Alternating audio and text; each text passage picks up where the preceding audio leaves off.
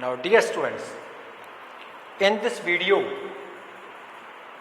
we will study Langevin theory of diamagnetism. ਆਪਾਂ ਇਸ ਤੋਂ ਪਹਿਲੀ ਵੀਡੀਓ 'ਚ orbital magnetic movement of electron find कर ली भी एटम के जो रिवॉल्विंग इलैक्ट्रॉन करते हैं ऑर्बिटल मैग्नेटिक मूवमेंट कितनी होंगी है वो एक्सप्रैशन आप ड्राइव कर ली उन्होंने आप यूज़ करांगे इत्थे जो डायमैग्नेटिज्म का इफैक्ट है उन्होंने स्टडी कर ली। सेम डायग्राम जी पहला बनाई सी वही डायग्राम दोबारा रिपीट है। Z plus Z D nucleus के उत्ते चार्ज है, इलैक्ट्रॉन रिवॉल्व करता आर रेडियस के इलैक्ट्रॉन इस टाइम टी इस पॉइंट के उत्ते वेलोसिटी इधर है। तुम डायग्राम इतों इतने वेलोसिटी बना सकते हो, वो इधर होएगी। मैं सिंपलीसिटी लिए इतने बनाया हुआ दो एरो लाया ये जो दो एरो लगाए ने मैं ये दसदा क्यों अगे फोर्सिस की डायरैक्शन आप दसनी है। सो काउंटर क्लॉकवाइज डायरैक्शन के रिवॉल्व करता है। जो काउंटर क्लॉकवाइज डायरैक्शन के रिवॉल्व करता है सब तो पहला मैं इलैक्ट्रॉन उत्ते किन्ना जो आप इस सैंपल मैगनैटिक फील्ड च रखते हैं तो किन्नी अक्वायर करता है डाइपोल मूवमेंट इलैक्ट्रॉनिक वो दसांगे। फिर एटम के किन्नी अक्वायर होंगी है वो दसांगे। फिर उस तो बाद पूरे सैंपल के किन्नी होंगी है वो दसांगे। लास्ट उत्ते मैं दसूँगा भी मैगनैटिक सब्सटेबिलिटी है जी वो डायामैग्नेटिक सबस्टांसिस की नैगेटिव होंगी है तो नैगेटिव वैल्यू आप ड्राइव करांगे। सारा कुछ ड्राइव करने तो बाद आप अल्टीमेटली प्रूफ कर देंगे भी सबस्टांस जो डायामैग्नेटिज्म किस तरीके शो करता है। सो स्टार्ट करते हैं आप। इलैक्ट्रॉन है रिवॉल्व कर रहा है एक एटम के in well defined orbit of radius r with velocity v तो जी ऑर्बिटल वो मैगनैटिक मूवमेंट है वो आ जाती है mu m is equal to minus e v r upon 2 into k cap. ये आप ऑलरेडी पहला कर चुके हैं ना। सपोज कर लो जो इलैक्ट्रॉन रिवॉल्व करता है तो वो एंगुलर जी वेलोसिटी है वो ओमेगा वो इस डायरैक्शन जैड एक्सिस वाल पॉइंट करती है। सो जी ऑर्बिटल सॉरी एंगुलर स्पीड है जी इलैक्ट्रॉन की दैट इज रिलेटेड टू इस linear speed by relation this v is equal to r omega. R cross omega होंदा है आर तो ओमेगा के 90 डिग्री एंगल होंदा। सो मैगनीट्यूड के v is equal to r omega अपना आ जाता है। सो जो आप सबस्टिट्यूट करते हैं इतने वैल्यू तो अपने को म्यू एम की जी वैल्यू है it comes out to be minus e r square omega upon 2 into k cap. इन्नी वैल्यू अपने को आ चुकी है। सो डायरैक्शन है जी मैगनैटिक मूवमेंट की नैगेटिव साइन है ओबीअसली जैड एक्सिस इधर है तो नैगेटिव जैड एक्सिस वाल होनी है। नैगेटिव साइन तो के कैप तो क्लीयर ही हो रहा है भी वो नैगेटिव जैड एक्सिस वाल है। अच्छा जो इलैक्ट्रॉन रिवॉल्व करता है तो आपको पता कोई भी चीज़ रोटेट करती है तो वह सेंट्रीपिटल फोर्स अक्वायर करती है।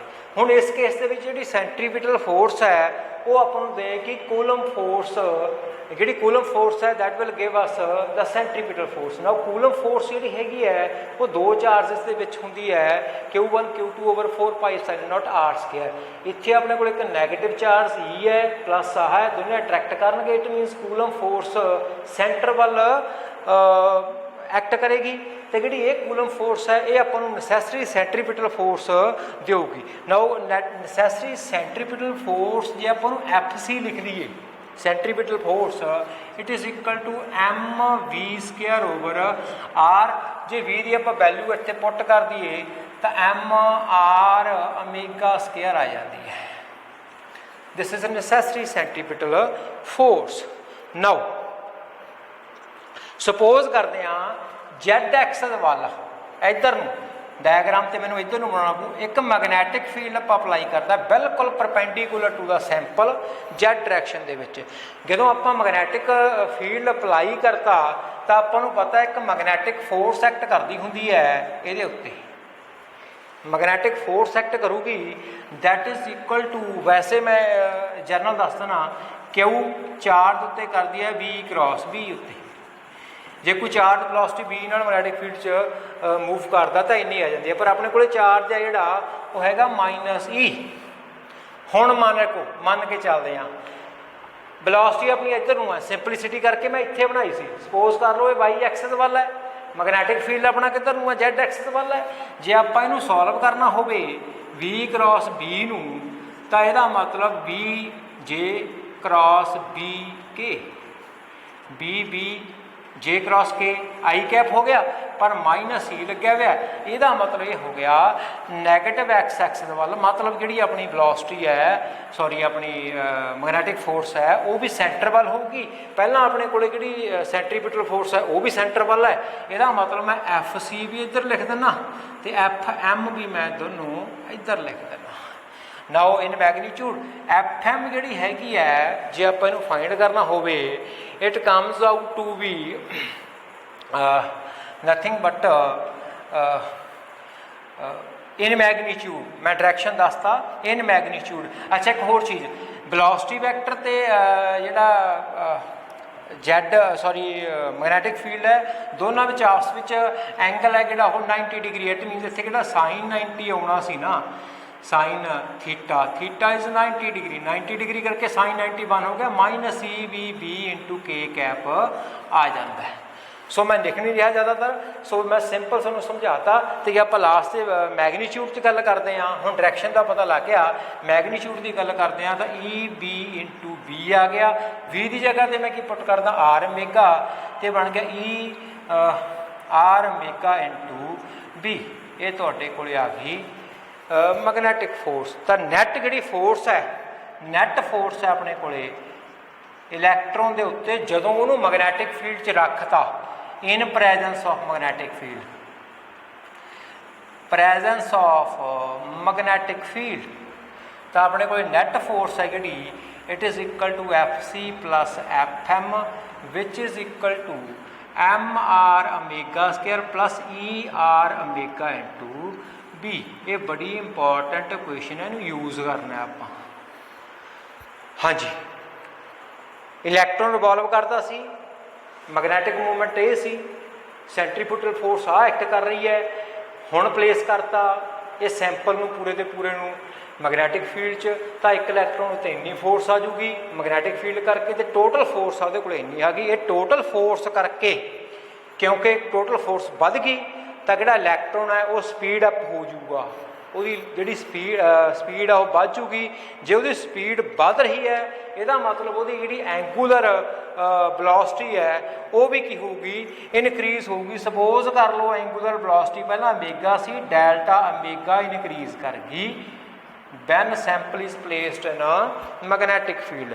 ਜਦੋਂ ਇਹ ਇਨਕਰੀਜ਼ ਕਰ ਗਈ ਤਾਂ ਜਿਹੜੀ ਨਿਊ ਮੈਗਨੈਟਿਕ ਮੂਵਮੈਂਟ ਹੈ ਪਹਿਲਾਂ ਵਾਲੇ ਕੇਸ ਨੂੰ ਨਿਊ ਮੈਗਨੈਟਿਕ ਮੂਵਮੈਂਟ ਹੈ ਜਿਹੜੀ ਕਿ ਆਹ ਹੈ ਇਹ ਕਿਹੜੀ ਚੀਜ਼ ਬਣਨੀ ਹੈ ਆਪਣੇ ਕੋਲ ਮਿਊ ਐਮ ਡੈਸ਼ ਹੈ ਜਿਹੜੀ it is equal to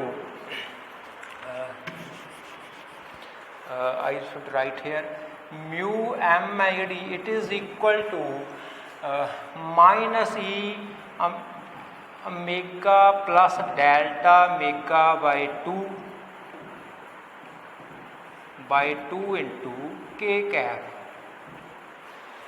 dash पा लो इत्थे क्योंकि ये इनक्रीज्ड एंगूलर वेलोसिटी करके जी न्यू मैगनैटिक मूवमेंट इलैक्ट्रॉन की वो है। हुण now net change in magnetic movement, जे आप change in magnetic movement find करना हो कितनी चेंज होगी, change in magnetic movement in the presence of magnetic field तो की होगा जी न्यू आ गई वो चो पहला वाली माइनस कर दें आप तो चेंज आ गई। सो ये जो आप माइनस कर देंगे माइनस करने तो बाद तुसीं जो आ चीज़ चों आ माइनस कर दोगे तो सिंपली माइनस कर लियो, माइनस करने तो बाद कोई ज़्यादा डिफिकल्ट नहीं हैगी तो एक्सप्रैशन आ जाती है minus e delta omega over 2 into r square into k cap.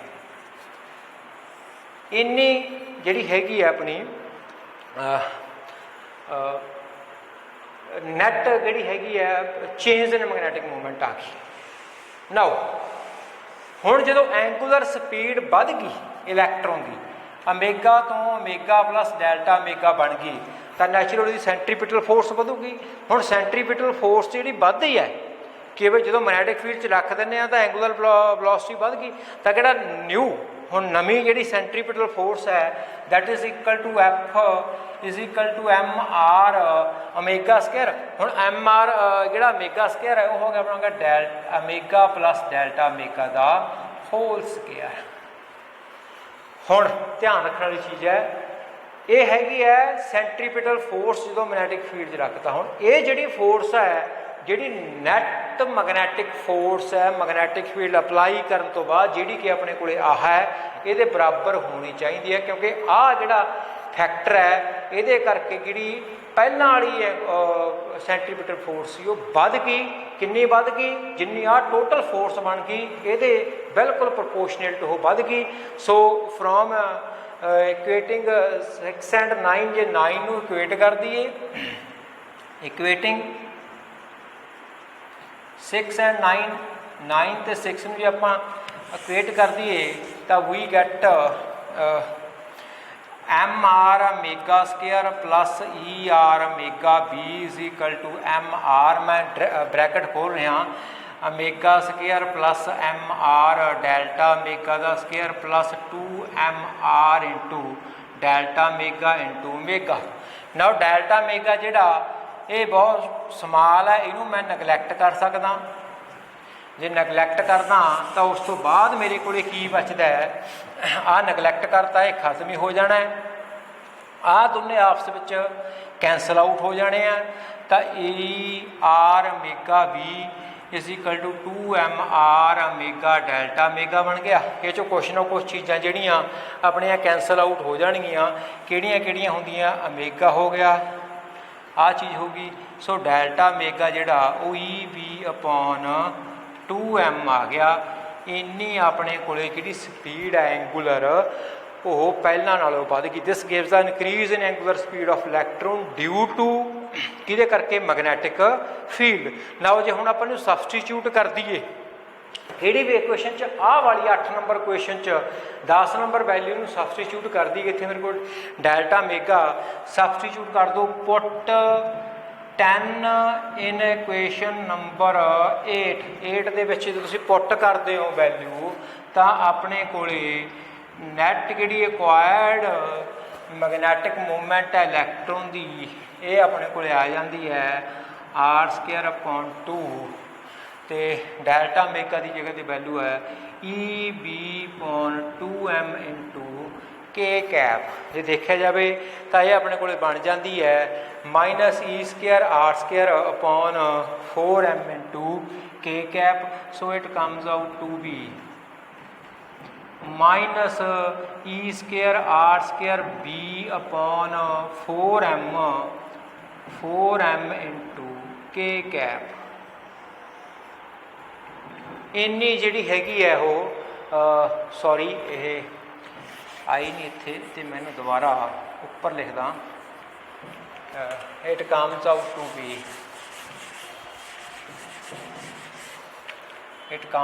To be minus e square r square over 4 m into B into k cap. लाओ जी इन्नी अपने कोले 11 नंबर इक्वेशन इन्नी अपने कोले this is the net magnetic movement occurred by electron in the presence of external magnetic field. Negative sign shows that this change in magnetic movement is opposite to this magnetic field. Also we know that B is equal to mu naught तो H होंदा है। So आपां इस तरीके नाल equation नूं minus mu naught e square r square H upon 4 M भी लिख सकते हैं इंटू के कैप। सो ये भी आप कह सकते हैं भी जी चेंज इन मैग्नैटिक मूवमेंट है in fact it is delta M that is opposite to its field H. ये सीगा magnetic movement occurred by electron. हुण तक दी मैं इलैक्ट्रॉन की गल करदा। हुण जे आपां गल करदे हो in case of atom magnetic movement acquired by atom. जे तुसीं एटम की गल करते हैं तो एटम दे विच की है, सपोज कर लो हम दिते भी है, एक एटम दे विच किन्ने इलैक्ट्रॉन्स ने अपने को Z नंबर ऑफ इलैक्ट्रॉन्स ने, तो इहनूं मल्टीप्लाई कर दें तो अपने को आ जाना है एक एटम किन्नी, मैं म्यू ए लिखी है ताकि वह किन्नी एक्वायर करता, that is equal to Z delta M। Z ना मल्टीप्लाई कर दो तो अपने को आ जाना है एक एटम किन्नी एक्वायर करती है, that is minus mu naught e square r square Z over 4m into H into k cap. ये एक इलैक्ट्रॉन इन्नी जिहड़ी हैगी है मैगनैटिक मूवमेंट है एक्वायर्ड करती है when it is placed in external magnetic field. Again negative sign है, जिहड़ी मैगनैटिक मूवमेंट एक्वायर करेगी वो बिल्कुल आ जिहड़ा H मैगनैटिक फील्ड है अपना H ये तो आपोजिट डायरैक्शन दे विच एक्वायर करेगी। हुण जस्ट एक लाइन दे विच दसदा, पहला इलैक्ट्रॉन जी हैगी magnetic movement acquired by electron study किया, फिर आप एटम से अप्लाई करता Z करके। हुण आप गल कर लैंदे आ जे पूरे सैंपल की गल करते हैं, पूरे सैंपल की मतलब diamagnetic effect, magnetic effect of sample. हुण सैंपल की गल करते हैं, सपोज कर लो जिहड़ा सैंपल जो फील्ड रखने तो पहला उहदी जिहड़ियां मैगनैटिक मूवमेंट सीगियां वो इस तरीके नाल रैंडम डायरैक्शन दे विच सीगियां। जे सम करते हैं पूरियां दा तो रैंडम डायरैक्शन दे विच जिहड़ी नैट मैगनैटिक मूवमेंट आ जाती है पूरे सैंपल की वो आ जाती है 0। जे वो आ गई 0 तो यह सपोज कर लो वॉल्यूम B है तो मैगनेटाइजेशन वैक्टर भी की जी हो गया 0, क्योंकि वो होंगी है मैगनैटिक मूवमेंट पर यूनिट वॉल्यूम, यदा मतलब कोई मैगनेटाइजेशन नहीं आती। हुण रखता आप सैंपल नूं मैगनैटिक फील्ड च, हुणी दस के हटे हैं कि फील्ड च रखता सैंपल की हर एक एटम है जिहड़ी वो एक्वायर करेगी magnetic movement in a direction opposite to the field. Suppose कर लो जो आपोजिट टू द फील्ड है, सपोज कर लें आप, सपोज N हैगा number of atoms per unit volume sample दे विच, number of atoms per unit volume कितनियां ने अपने को N, तो मैगनेटाइजेशन सैंपल की कितनी आऊगी, it is equal to N that is number of atom per unit volume multiply bye एक एटम की कितनी मैगनैटिक मूवमेंट है, एटम की कितनी मैगनैटिक मूवमेंट है वो इन्नी है। सो जो वैल्यू पुट करांगे आपां तो it comes out to be minus N तो म्यू नॉट भी आऊगा, ई स्केयर भी होगा, आर स्केयर भी आऊगा, Z भी आऊगा, H भी आऊगा ओवर 4M भी आना है तो नाल K जिहड़ा हैगा अपना ये भी आना। So N mu naught r square e square into H upon M, ठीक है। तो H आप हैगा इनू आप इस तरीके नाल वैक्टरी पा लो तो भी चल जाता है, ठीक है जी। सो ये हैगा I think 14 equation. Also we know that this is the magnetization vector, the magnetization acquired by sample when placed in fact by diamagnetic substance when placed in the magnetic field. Also we know that this magnetization vector is directly proportional to magnetic field intensity. Also this proportionality constant we know that it is magnetic susceptibility. So आ दोनों equation जो आप compare करते हैं, compare करने तो बाद अपने को जी मैगनैटिक ससैप्टेबिलिटी आती है सैंपल की, that is equal to minus N mu naught e square r square into Z divided by 4M। This is the value of magnetic susceptibility. So this is magnetic susceptibility, susceptibility.